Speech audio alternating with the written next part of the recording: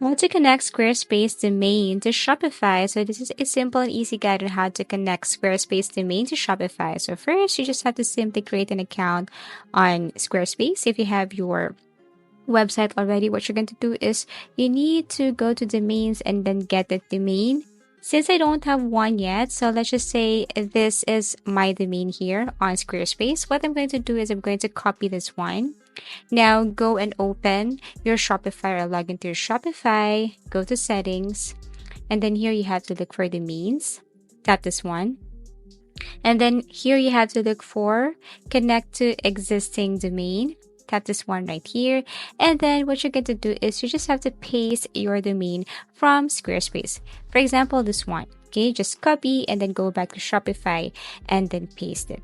After that, what you're going to do next is you just have to simply follow settings instructions. So you have to follow settings instructions and then after that, verify connection right here. Once you have verified your connection, you need to get the DNS records from Shopify, A record, and C name.